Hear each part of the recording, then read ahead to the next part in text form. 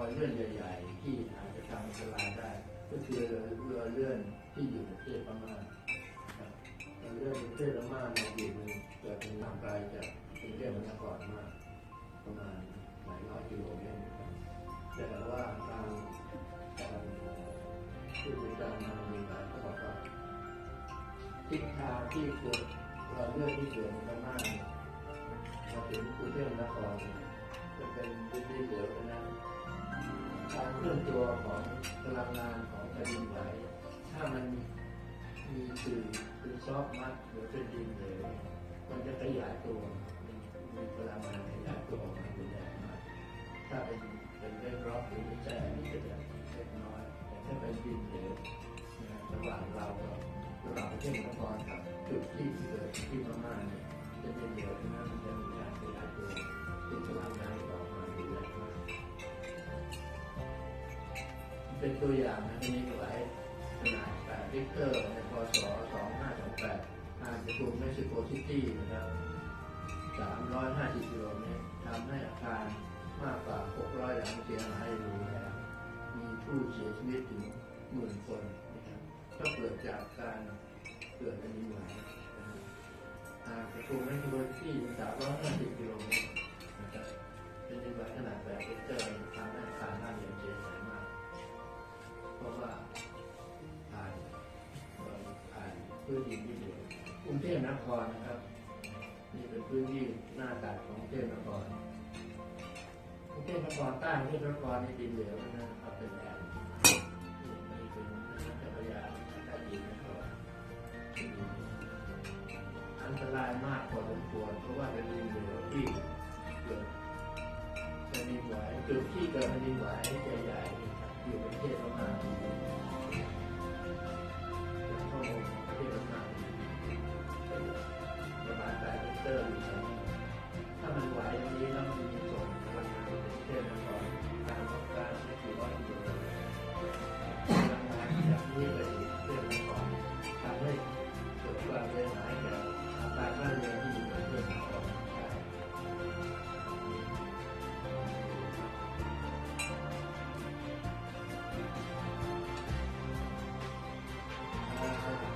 ว่านี่ข้างๆนั้นนะถ้าย้ายมาอยู่จากราชบุรีขึ้นไปข้างบนเพราะในอดีตเนี่ยจุดนี้ไม่เคยมีเกิดในการเจ้าวิโรจน์อยู่ใกล้ๆหน้าโลกก็ย้ายมาอยู่ขึ้นไปเลยเลยติดต่อเลยนะก็ย้ายออกจากจุดที่หลังจากเกิดมีอะไรเขาก็รู้ว่าถ้าสร้างเมืองหลวงใหม่จะอยู่จุดของการเกิดเป็นไหวอย่างแรงนี่อาคารบ้านเรือนก็จะเสียหาย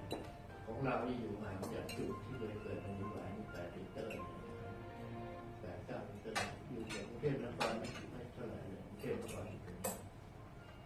เพราะฉะนั้นเรื่องการเกิดเป็นไหวรอยเลื่อนต่างๆรอยเลื่อนศรีสวัสดิ์นี่นะครับความยาวประมาณ500 กิโลเมตรความเกิดความไหวรุนแรงถึง5 ริกเตอร์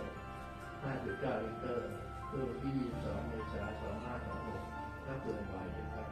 วางตัวอยู่ในแนวร่องน้ำและกรองแม่กลางถึงชายแดนพม่า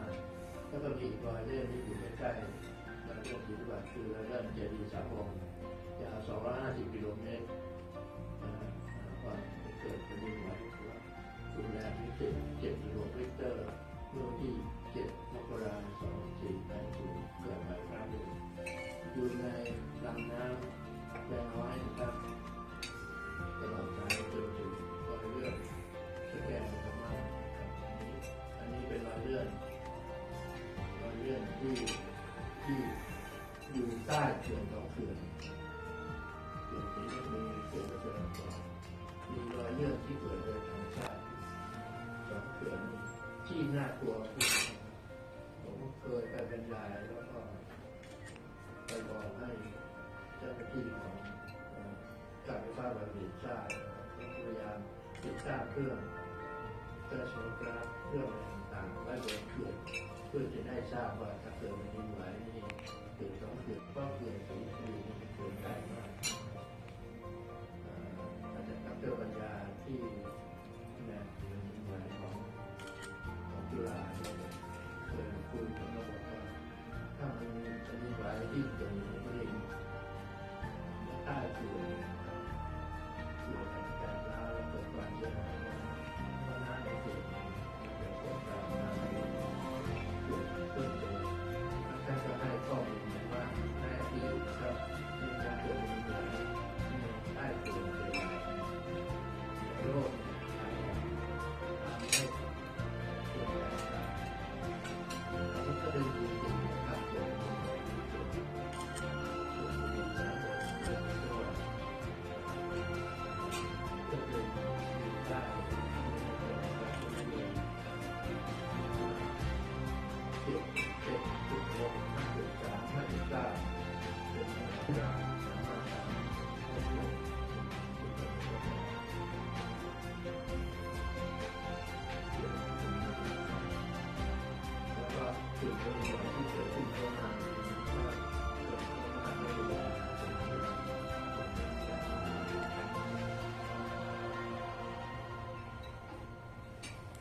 นี่เป็นตัวอย่างที่เกิดขึ้นในประเทศจีนการเกิดเป็นดินไหวนะใกล้เขื่อนหรือใกล้กับตัวเขื่อนทำให้เกิดแตกเกิดความเสียหายอย่างไรใหญ่หลวงนะครับเพราะพลังงานน้ำที่มันจะดันเขื่อนเวลาเป็นดินไหวน้ำในเขื่อนมันจะกระชอกครับมันจะท่านดื่มน้ำในแก้วแล้วสั่งแก้วเนี่ยน้ำจะกระชอกพลังน้ำที่กระชอกมันจะดันให้เกิดตัดเกิดแตกเกิดความเสียหายที่เกิดเป็นตัวอย่างเกิดขึ้นในประเทศจีนเพราะฉะนั้นเป็นดินไหวที่อยู่ใกล้เขื่อนอยู่ใต้เขื่อนถ้าเกิดเป็นดินไหวแล้วน้ำมันเกิดเครื่องจะดันให้น้ำเกิดแตกเกิดความเสียหายส่วนชิ้นนี้เรียนเนี่ยครับก็พยายามอธิบายเขาทราบว่า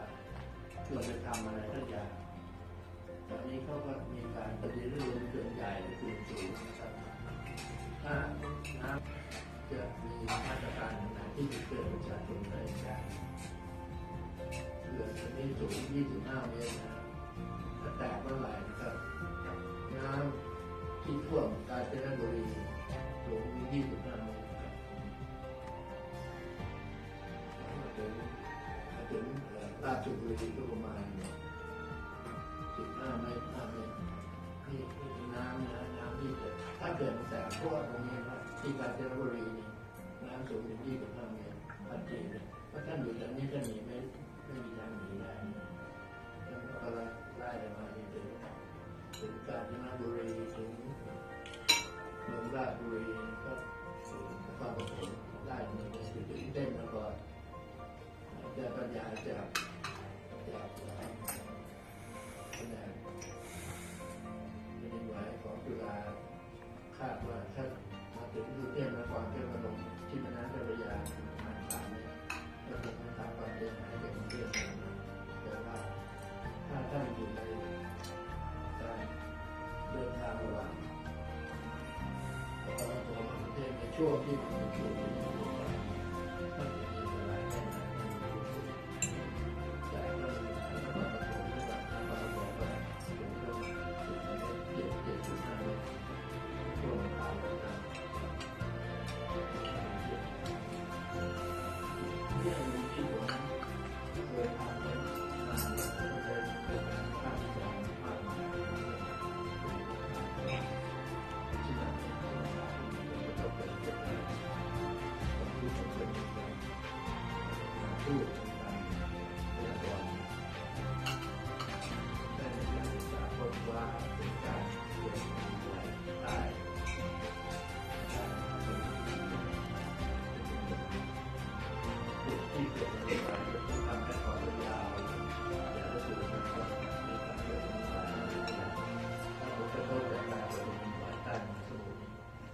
ไม่เกิดขึ้นมันมีเข้ามาในประเทศไทยมากน้อยแค่ไหนทำวิจัยไปพอสมควรหลายปีนะตั้งอยู่ตั้งจนเกิด เสียที่จะทำให้การมีเป็นจุดที่เคยเกิดเป็นดินไหวในอดีตใต้มหาสมุทรซึ่งอาจจะมีผลกระทบต่อ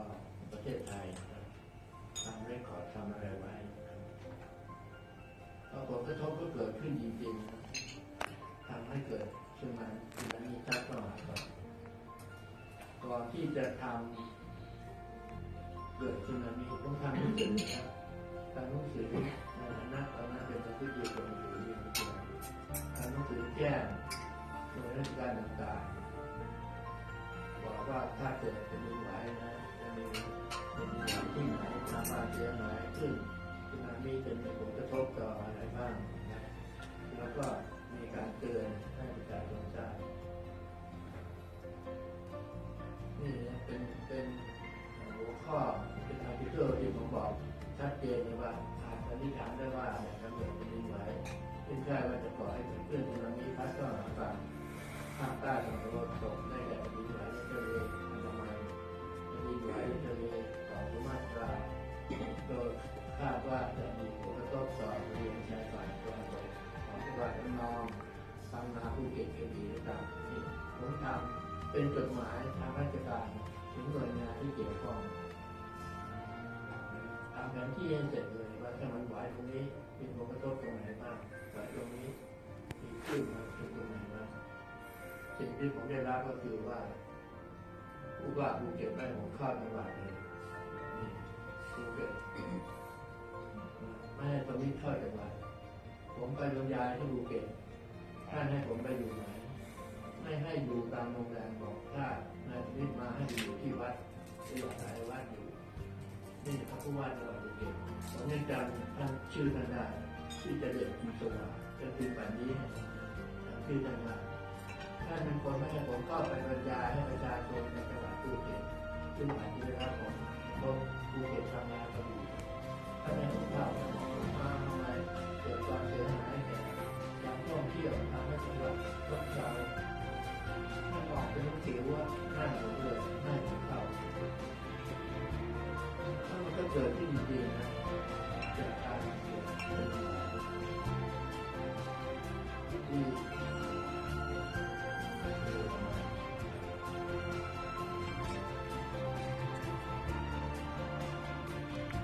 คือมีหลายการให้คุณเปลี่ยนตัวผู้หญิงในการยกตัวระดับสูงความยาวที่อยู่ในตัวก่อนตัวมา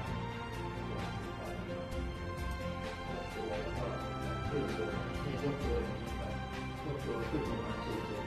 แต่ความยาวประมาณเกือบตัว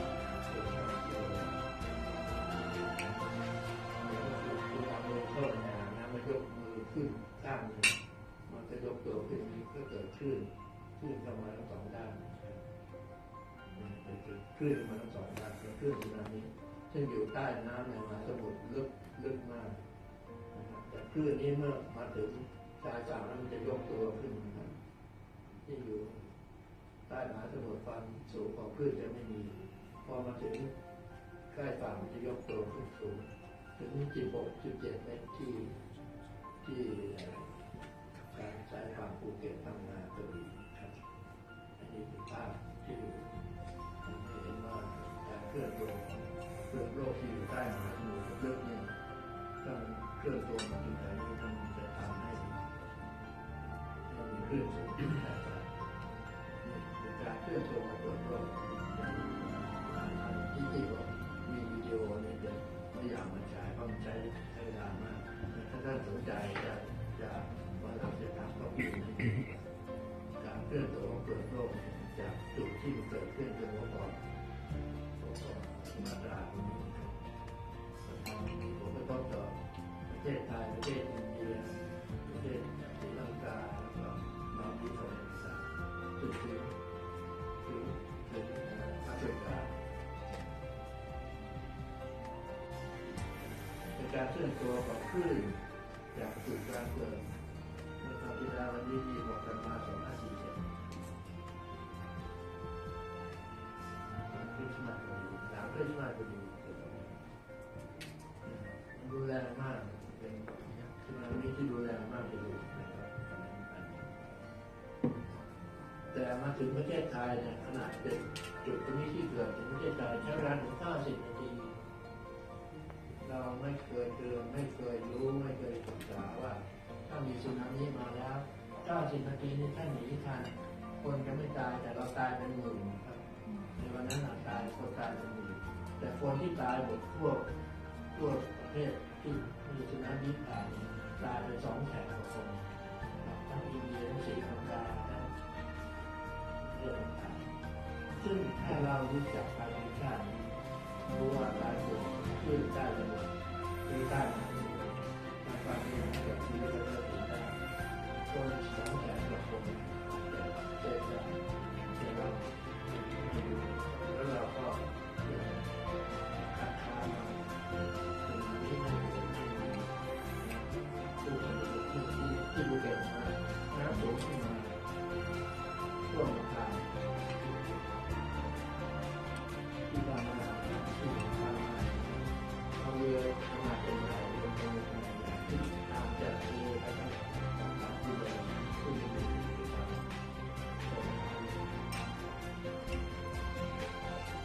นี่คนตายผมไปศึกษาหลังจากที่เกิดที่ตรงนั้นตอนนี้จบที่ตู้อยู่เผาไม่ทันต้องฝังเดินไปเยี่ยมพวกแพทย์ที่เข้าไปช่วยรักษาช่วยเก็บศพกลับเข้ามาโรงแรมขอให้โรงแรมบอกไม่ให้เข้าเพราะว่าเชื่อท่านเหม็นกลิ่นศพตลอดเวลาก็เดินผ่านพวกนี้ไปศพติดตามต้นไม้ตามเสาไฟฟ้าตามต้นราวนะครับติดต้องทิ้งเสื้อผ้าหมดเลยเพราะคนตายไปหลายหมื่นคนมีเรื่องที่น่าก็ไม่อยากให้เกิดขึ้นอีกผมมีวิดีโอเรื่องนี้อยู่ถ้าใครสนใจเดี๋ยวจะส่งมาให้ถ้าเห็นคลื่นมาจากชายฝั่งมากระทบกับชายฝั่งเราแล้วก็มีคนยืนดูคลื่นมันเฉยๆไม่เคยคิดว่ามันจะมีสึนามิดูชี้กันใหญ่เลยนักท่องเที่ยวบางคนวิ่งไปเจอไปถ่ายรูปไปเลยก็ขึ้นมาก็หนีนะครับหลังจากเกิดเหตุผมได้เข้าเพียงไปได้เข้าเฝ้าหมายใกล้กันผมเห็นว่าก็อยู่อาจารย์ที่9ผมท่านสนใจมากท่านบอกว่าให้ไปศึกษาที่สึนามิเนี่ยเคยเกิดขึ้นในประเทศไทยมาแล้วเมื่อ130 ปีที่แล้วผมตกใจผมแทบจะ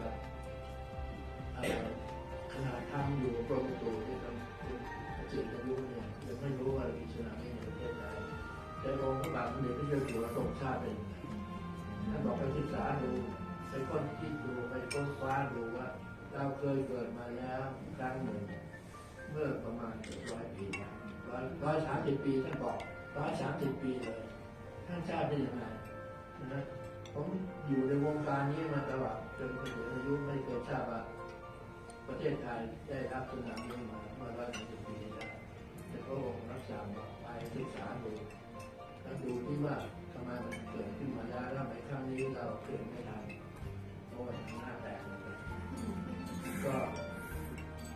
กลับมานะกลับไปศึกษาไปค้นข้อมูลว่าเคยเกิดสึนามิเมื่อ130 ปีที่แล้วหรือเปล่าไปหาข้อมูลมาหลายประเทศ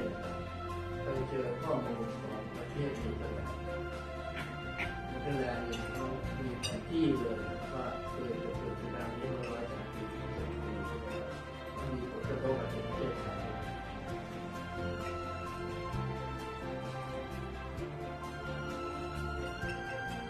จากการระเบิดของภูเขาไฟจากตัวมันมีพิษถ้าท่านรู้ดีๆจะมีภูเขาไฟจากตัวมันมีเสียงแต่มีคลื่นอยู่ประเทศไทยถ้าท่านอยู่ได้ที่ประเทศไทยพวกทราบพวกเราไม่ได้รู้ตัวเจ้าเป็นอย่างไรมีข้อมูลนี้มันขึ้นอยู่ที่ประเทศนั้นบอกวันเวลาถูกต้องในปีที่เกิดขึ้นในสมัยไหนนะครับในสมัยรัชกาลที่ 5ครับ นามิมาเนี่ย130 ปีในสมัยรัชกาลที่5องค์พระบาทสมเด็จพระเจ้าอยู่หัวรัชกาลที่9ทรงทราบเอง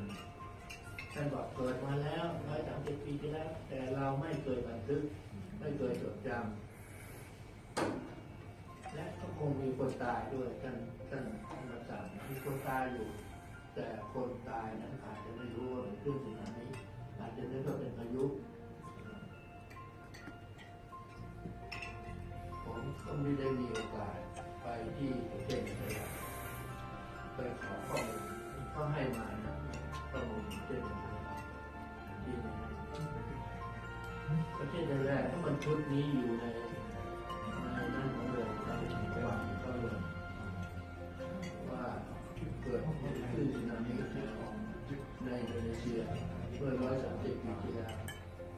เขาทราบได้ยังไงครับ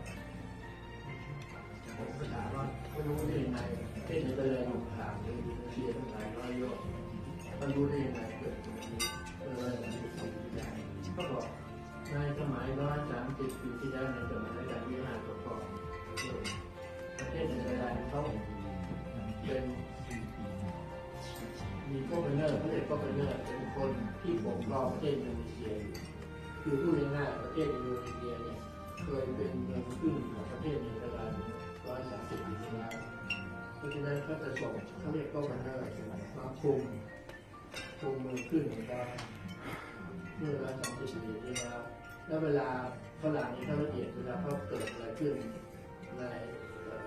ประเทศที่เขาปกครองอยู่เขาจะแรคคอร์ดไว้แล้วก็ทำแผนที่ทำอะไรไว้เขาเก็บไว้ในไฟล์ของประเทศอื่นๆจนทางเขารู้ว่า130 ปีที่แล้วเนี่ย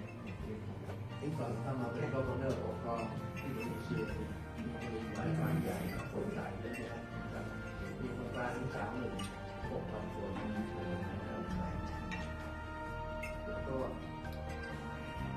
ราคาเกิดต่อไปกับตัวในความร้อนในไทยเมื่อวันที่27ปีวันที่7 สิงหาคมของประเทศไทยก็เป็น2426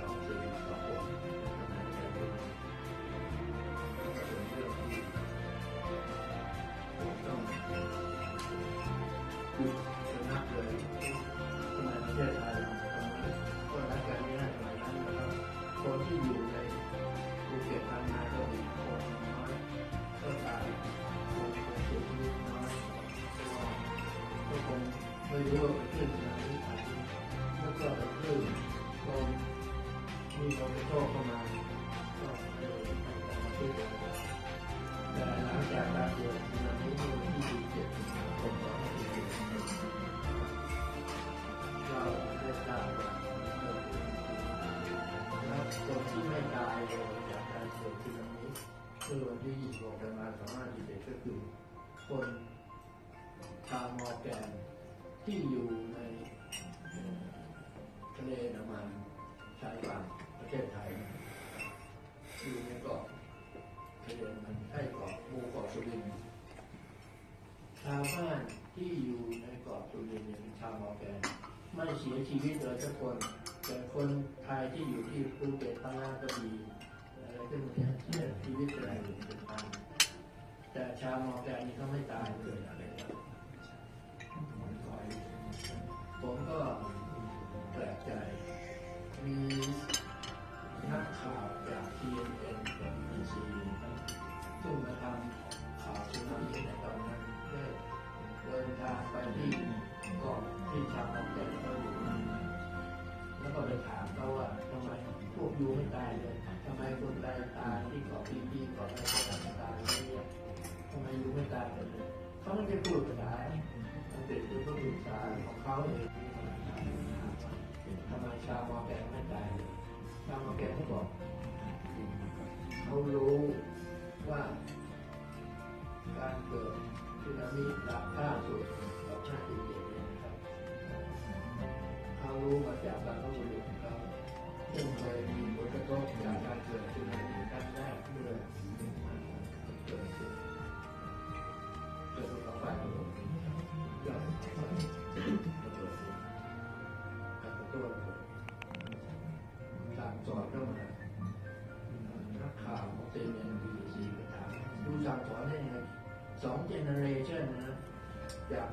130 ปีเขาสั่งสอนลูกเข้ามาได้ยังไง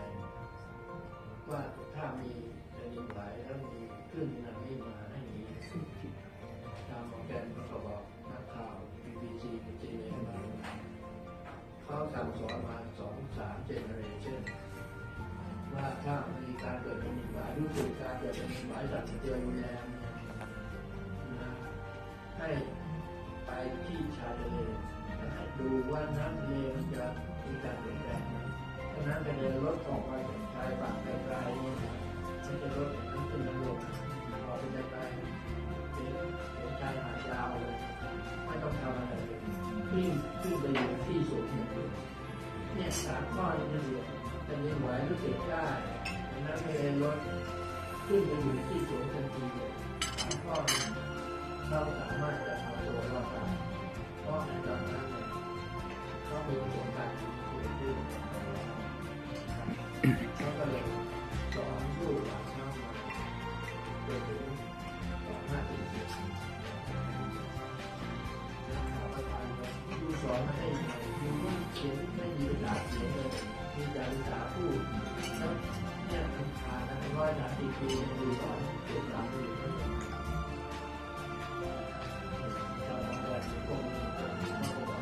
เขาสอนโดยให้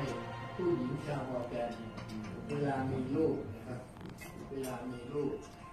กำลังไฟเพลงกล่อมลูกเนี่ยให้ร้องเป็นเพลงนะร้องเป็นเพลงสามหัวข้อตัวใหญ่ร้องเป็นเพลงมากแค่นี้ไหวรู้สึกได้ไปดูน้ำทะเลลดไหมเพราะน้ำทะเลลดไม่ต้องมีอะไรวิ่งขึ้นเขาอย่างเดียว3 ข้อเนี่ยเขาเอาข้อมูลนี้ถ่ายทอดมาของ3 generation จนถึงวันที่26 ธันวาคม 2547เขาไม่เสียชีวิตเลยทุกคนมีแต่ผู้หญิงแก่ๆเนี่ยเข้าเท้าแรงตอนขึ้นเขาเท่านั้นเองเนี่ยเป็นข้อมูลซึ่งเราไม่เคยสอนประเทศไทยเราไม่เคยสอนชาวบ้านที่อยู่ชายฝั่งทะเลนะครับตะวันตกของประเทศไทยไม่เคยสอนไว้ก็เวลาเกิดขึ้นสึนามิเมื่อที่6 ธันวาคมก็ไปนั่งดูคลื่นหาคลื่นใหญ่ๆเวลาคลื่นมาแต่ชาวมอร์แกนเนี่ยเขาสอนไว้เพราะฉะนั้นนี่ก็เป็นเรื่องที่น่าถือครับเป็นเรื่องที่เรียนรู้โดยธรรมชาติและการสอนวิธีการสอนต้องให้ผู้หญิงชาวมอร์แกนร้องเพลงของลูกเอาข้อมูลให้ใส่ในเพลงของลูกสอนมาถึง3 เช่นเป็นเรื่องที่รักน้องแต่ทุกคนนี่ครับท่านดูเป็นภาพที่มีคลื่นเข้าไปถึงประเทศไทย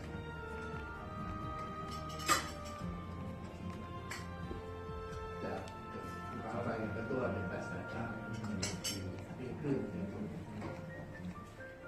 จริงเข้าไปถึงสิงคโปร์มาเลเซียด้วยพวกนี้ตายเยอะเมื่อ100 ปีที่แล้วแต่ก็ไม่มีให้สอนประเทศไทยนะครับถ้าบรรยากาศมันไม่ออกไปสู่บรรยากาศชั้นนอกนะครับนี่นะความร้อนสีขาวเนี่ยนะดีกับดีมันไม่ส่งความร้อนออกไปสู่ตัวภายนอกได้มันกลับแล้วมันก็มาอีกนะครับนี่เป็นสาเหตุทำให้โลกร้อนเรื่องโลกเราเนี่ยร้อนอยู่ตลอดเวลาอย่างเขาไม่ได้ทำอย่างนี้นะครับจากที่โลกร้อนอยู่ตลอดเวลานะครับจะทำให้การละลายของน้ำแข็งทั่วโลกแต่ทั่วโลกตายเพื่อระดับน้ำของมหาสมุทรในโลกมีประมาณ1-1.5 เมตรภายในระยะเวลา8-15 ปีน้ำแข็งที่อยู่ทั่วโลกนะครับที่น้ำแข็งที่อยู่ทั่วโลกที่ของดีๆนะครับทั่วโลกโลกร้อนแข็งละลาย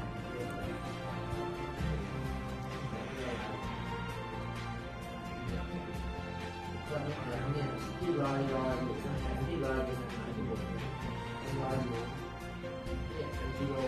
ข้างใต้ลงมาลอยอยู่เริ่มละลายเริ่มมีผลกระทบต่อตลาดเกิดการวิเคราะห์ต่างๆในประเทศในแถว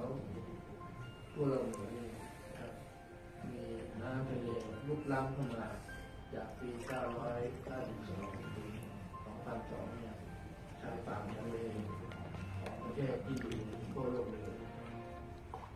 น้ำทะเลบุกรุกมากเลยนะครับน้ำแข็งที่อยู่ตามทั่วโลกเหนือตามเกาะแถบนี้เริ่มละลายเหลือได้ยินนะครับเพราะโลกมันร้อนขึ้นมีขามันจะสูญพันธุ์ไม่มีที่จะอยู่ในน้ำแข็งไม่มีต้นน้ำแข็งที่มีอยู่เพราะน้ำแข็งละลายหลายตัวเลยนะครับมีภูเขาที่อยู่ในแอฟริกาเรียกภูเขาเจตูมีที่เด่นๆที่มันเจโรนะภูเขาที่มันเจโรอยู่ในแอฟริกาปกติเนี่ยนะครับในปี2985 ใช่ไหมมีหิมะเต็มอยู่ปกคลุมทั้งปีเลย แต่ 2002 เนี่ยเมื่อกี่ปีที่แล้วเนี่ยเหลือแต่ดินครับเพราะโลกมันร้อนหิมะละลายที่อยู่ในแอฟริกาละลายหมดทำอะไรสัตว์ในแอฟริกา4 ล้านตัวพวกสัตว์ต่างๆที่ร้านไม่มีน้ำจะกินนะครับเพราะน้ำแข็งมันละลายต้นน้ำลำธารในแอฟริกาจะไม่มีน้ำให้สัตว์ในแอฟริกาท่านไม่ต้องไปเที่ยวซาฟารีครับสัตว์พวกนี้ตายเพราะไม่มีน้ำจะกินเพราะว่าลมหนาวที่โลกนะความร้อนของโลกมันขึ้นมาตลอดแสงที่แดงๆนั่นแหละเป็นอุณหภูมิของทะเลนะครับของมหาสมุทรที่ประเทศไทยแล้วก็ประเทศไทยอยู่ตรงกลางนี่นะครับเป็นความแรงยานความร้อนนะครับ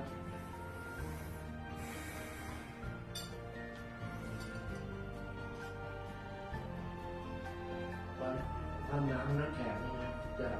ปี 2,600 นะครับ1,660 ถึง 2,000 เนี่ยความหนาของน้ำแข็งมันลดลงป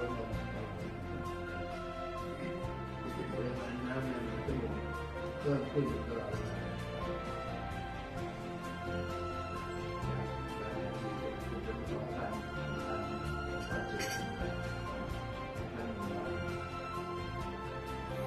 มีการคาดการณ์จากนักวิชาการปริมาณน้ำในมหาสมุทรที่เราอยู่ในประเทศไทยในอนาคต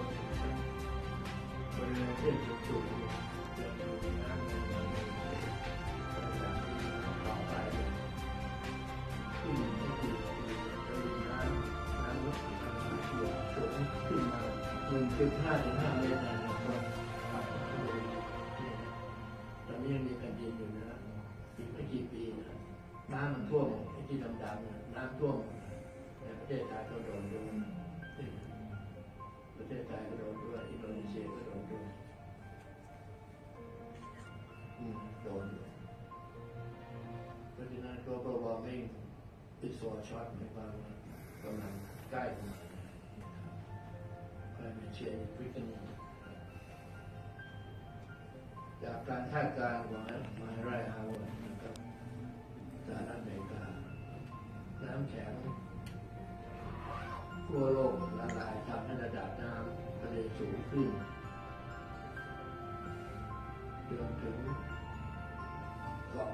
เป็นกันต่างๆจะกลายเป็นได้ที่โตเกียวนะมีคน